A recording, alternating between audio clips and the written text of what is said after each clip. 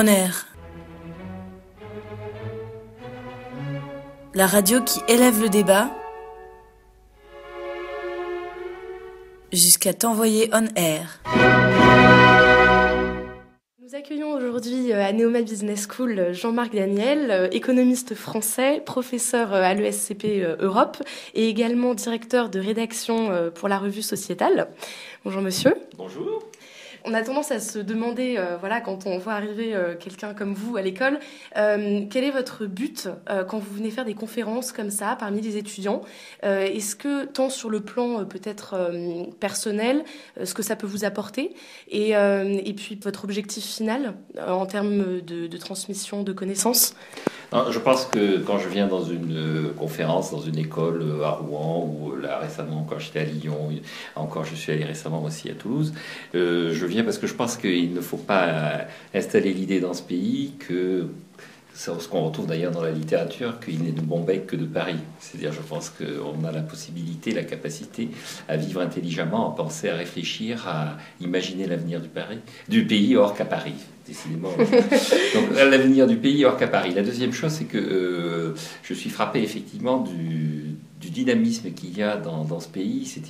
On présente assez souvent ce pays comme divisé en deux zones, une zone un peu internationalisée, un peu mondialisée, qui serait Paris et accessoirement Lyon, et puis une province qui est un peu le désert, comme on disait autrefois, Paris et le désert français. Je crois que c'est pas du tout le cas, et je trouve que effectivement, dans tous les contacts que je peux avoir, dans ces réunions avec des écoles, avec des étudiants, avec la jeunesse, il y a une dynamique en province, pour employer un mot qui est un mot assez négatif. Il y a une dynamique en région, pour employer un mot qui est le mot à la mode, qui est une dynamique assez positive. Donc c'est pour ça que je viens très volontiers parler à Rouen, à Lyon, à Toulouse. Vous êtes un ancien élève de l'ENSAE et également de Polytechnique. Vous avez été administrateur à l'INSEE. On se demande comment vos études plutôt scientifiques et statistiques ont orienté votre vision de l'économie.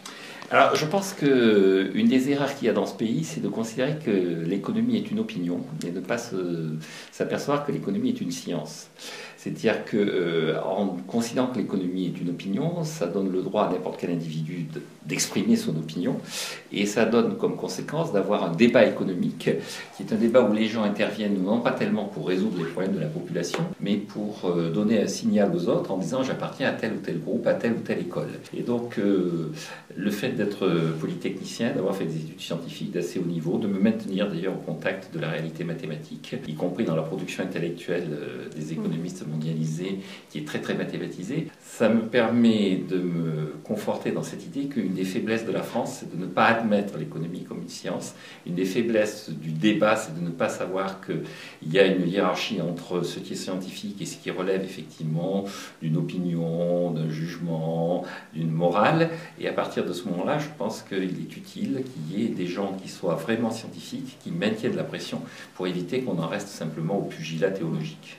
Et du coup, votre domaine est quand même avant tout la politique économique, et dans cette dimension autant théorique qu'historique, et vous dirigez également la revue Sociétale en parallèle, et est-ce que vous pourriez nous dire quelle influence peuvent avoir la sociologie et toutes les disciplines qui constituent le courant de l'institutionnalisme, on le rappelle, la psychologie, l'ethnologie, l'histoire, sur l'analyse économique justement ? Alors c'est très à la mode effectivement de se référer à des sciences humaines un peu périphériques, j'allais dire, par rapport à la science économique. Moi j'aborde la chose de façon justement beaucoup plus mathématisée. C'est-à-dire je pense que dans l'évolution récente qu'il y a eu dans la réflexion économique, il y a le fait qu'on est passé d'un arbitrage entre l'inflation et le chômage à une analyse de l'évolution de la situation économique entre ce qui est conjoncturel et ce qui est structurel. Et donc, avec des conséquences qui sont des conséquences immédiates dans notre vie. C'est-à-dire que les politiques économiques qui sont maintenant évaluées et mises en place, aussi bien aux États-Unis qu'en Europe, se font sur la base de la notion de cycle, sur la base de la notion de déficit conjoncturel, de déficit structurel. Et toutes les négociations qui sont faites sont des négociations qui sont faites aussi bien, donc encore une fois, entre le Congrès des États-Unis et M. Obama, entre les partenaires européens, autour de ces notions. Et donc, pour répondre à votre question, je crois qu'il y a un premier socle à admettre, qui est une réflexion mathématisée, scientificisée, organisée, qui permet effectivement de définir le cadre. Et puis ensuite, vous avez des approches d'analyse un peu plus donc psychologique, sociologique, historique des comportements humains. C'est-à-dire que la Grèce, si je prends un exemple concret de la zone euro, la Grèce avait des problèmes de déficit budgétaire. Et puis la France et l'Allemagne ont des problèmes de relations politiques. Et donc c'est le mélange des deux qui est à l'origine de la crise. C'est-à-dire la Grèce devient à la fois le bouc émissaire des règlements de compte franco-allemands, et puis le règlement de compte franco-allemand trouve un véritable problème à essayer de résoudre. Donc c'est cette espèce de dialectique entre la réalité politique, la psychologie, et puis une approche scientifique des problèmes. D'accord. Alors pour en revenir à quelque chose qui nous concerne, nous, plus nous étudiants, on a vu que vous proposiez un financement de l'enseignement supérieur sur le mode d'un remboursement au fur et à mesure des études, quand l'étudiant passe ses examens avec brio, avec succès. Est-ce que vous pouvez nous en dire un peu plus sur ce projet ? Oui, je pense, d'abord je propose, et je pense que l'on va vers ça, c'est-à-dire vers la privatisation de l'enseignement supérieur. Donc une école de commerce, par définition, c'est une institution privée. Mais je pense qu'on va au-delà des écoles de commerce ou de certaines écoles d'ingénieurs, et que la tendance historique dans les pays occidentaux va être la privatisation de l'enseignement. Et je pense que dans la privatisation de l'enseignement, l'enjeu, comme dans toute société, c'est la reconnaissance des talents. C'est-à-dire que, de façon assez caricaturale, l'enseignement qui s'est constitué au XXe siècle était un enseignement qui distribuait des rentes. C'est-à-dire la croissance économique permettait de donner à des gens des situations, des positions où on n'attendait rien d'eux, si ce n'est le fait qu'à un moment donné dans leur vie, ils avaient passé des concours, des examens, et après on leur garantissait un niveau de vie, un style, un traitement. D'ailleurs, à un moment donné dans la fonction publique, on ne parlait pas de salaire mais de traitement, puisqu'un salaire est dû en fonction d'un travail et un traitement en fonction d'un statut. Alors tout ça va disparaître parce que la croissance économique n'est plus au rendez-vous, et puis parce que les exigences, je crois, des sociétés dans lesquelles les gens sont plus éduqués sont la véritable reconnaissance des talents. Donc la façon de reconnaître les talents, c'est la concurrence. Et donc la façon de mettre les établissements scolaires en concurrence, c'est de les privatiser et de leur donner des règles du jeu dans lesquelles ils vont gagner de l'argent. Si vous êtes en concurrence pour obtenir une subvention, et si vous êtes en concurrence pour essayer de créer un réseau auprès du ministre de l'Enseignement supérieur pour obtenir cette subvention, c'est pas très efficace. En revanche, si vous êtes en concurrence auprès de vos étudiants, si vous êtes en concurrence auprès des entreprises, à ce moment-là, ça devient efficace. Alors, pour gagner de l'argent dans ces cas-là, dans une logique concurrentielle, ce que je propose, c'est effectivement qu'on mette, mettons, 200 000 euros pour s'inscrire dans une institution universitaire qui vous donnera le master, et qu'on vous rembourse ces 200 000 euros au fur et à mesure que vous êtes reçu aux années qui vous conduisent au master. Ça a comme conséquence, ça vous responsabilise, parce que si vous échouez, vous perdez votre argent. Deuxièmement, les 200 000 euros, si le master a beaucoup de valeur, l'institution qui va gérer ce master va vous demander 250 000 euros. En revanche, l'institution dont le master aura peu de prix sur le marché du travail après dira non, je peux réclamer que 150 000 euros. Donc le talent et la qualité va être imposé aux gestionnaires du master. Et puis, troisième élément, personne n'a 200 000 euros comme ça, à part quelques individus, donc vous allez emprunter. Et donc il y a un regard extérieur qui sera apporté sur vos propres compétences. Il y a le jugement que vous portez, le jugement que porte le système scolaire, et puis il y a le jugement que le banquier va porter sur votre compétence. Et donc cet ensemble va permettre, à mon avis, de faire émerger ce que j'appelle des talents. Vous qui avez une vision assez globale de l'enseignement et puis qui vous-même enseignez, est-ce que vous diriez que vous vous adressez de la même manière aux personnes qui sont davantage scientifiques que dans des lieux où on enseigne plutôt l'économie en général, c'est-à-dire finalement aux futurs managers ou aux futurs ingénieurs? Est-ce que vous sentez que votre discours change? Alors mon discours change à titre personnel, d'ailleurs je le vis régulièrement puisque je donne aussi des cours d'économie à l'école des mines et aux ingénieurs du corps des mines. Donc les ingénieurs du corps des mines, ce sont, donc vous avez indiqué que j'étais polytechnicien, donc ce sont mes jeunes camarades qui sont sortis dans les premiers de l'école polytechnique. Et donc je leur fais un cours d'économie qui est extrêmement mathématisé.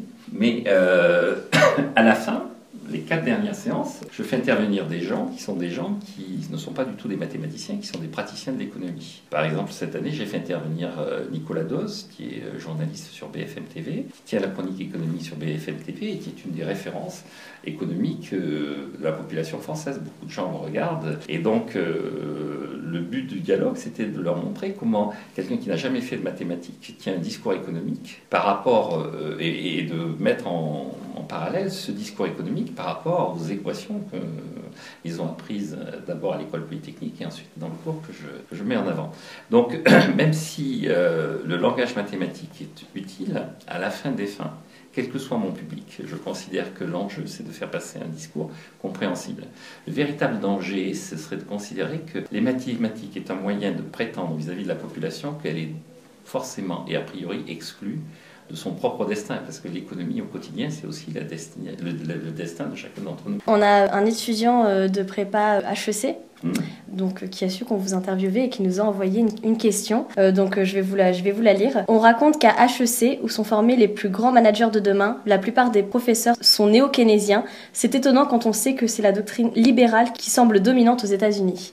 Qu'est-ce que vous avez à répondre à ça? Alors, encore une fois, il y a deux niveaux par rapport à ce genre de questions. Le premier niveau, c'est que pour moi, on n'est pas néo-keynésien, on n'est pas libéral, on est économiste ou pas économiste. Encore une fois, les gens ont du mal à se faire à cette idée, mais même quand vous participez à un colloque d'économistes en France, au niveau mondial, c'est évident. C'est-à-dire que l'idée qu'on puisse être marxiste, paléo-marxiste, archéo, néo-paléo, keynésien, tout ça, ça n'existe pas. On est économiste ou on n'est pas économiste. Mais même en France, c'est aussi le cas. La deuxième chose, c'est que les gens qui enseignent à HEC sont des gens, il y a des gens comme David Tesmar qui sont des gens qui sont réputés pour avoir écrit des livres favorables à l'économie de marché, considérant que la concurrence et le marché sont le mode d'organisation optimal d'une société. Et puis, il découvrira ça quand il suivra des cours.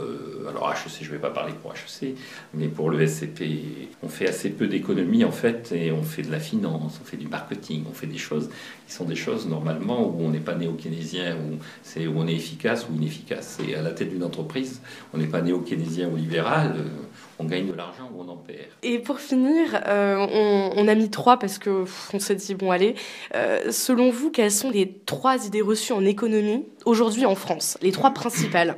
Ah oui, alors les 3 principales. La première idée reçue qui, à mon avis, est catastrophique, c'est ma priorité, c'est l'emploi. C'est l'idée que l'objectif d'une politique économique, l'objectif d'une société, c'est de générer des emplois. Il suffit d'ailleurs de réfléchir au fait que dans les années 60, il y avait des sociétés, l'Europe de l'Est, des démocraties populaires, avaient le plein emploi. Et donc, si véritablement le but d'une société, c'était le plein emploi, l'emploi, on reviendrait au modèle des démocraties populaires de l'époque de Brejnev. Or, personne n'a envie de connaître ce genre de vie. Donc la priorité d'une société, c'est pas l'emploi, mais c'est la croissance. La deuxième idée reçue, c'est que, encore une fois, il puisse y avoir des solutions de gauche, de droite. Je crois que Tony Blair avait raison quand il disait il n'y a pas des politiques économiques de gauche, il n'y a pas des politiques économiques de droite, il y a ceux qui réussissent et il y a ceux qui échouent. Et donc, ce qu'on attend de la population, ce n'est pas une référence à un corpus idéologique, une capacité à résoudre les problèmes au quotidien qu'elle est en train de vivre. Et la troisième idée reçue, c'est qu'on s'en sortira en baissant les salaires. Parce que toutes les mesures qui sont mises en avant, la compétitivité, la hausse de la TVA pour supprimer les cotisations sociales, les gens qui veulent sortir de la zone euro pour pouvoir dévaluer, tous ces gens-là, notre rêve, c'est d'abaisser le pouvoir d'achat de la population. Et je pense qu'on s'en sort en économie. L'objectif d'une politique économique, ce n'est pas d'humilier la population en abaissant son pouvoir d'achat, même si on ne le dit pas aussi brutalement, mais c'est ça que l'on met en avant dans les idées qui sont mises en avant. Et c'est d'améliorer sa productivité, c'est-à-dire de faire du progrès technique, de mettre des robots à la place des hommes, de supprimer des emplois pour pouvoir en créer d'autres. Très bien. Eh bien, écoutez, merci à vous. Merci.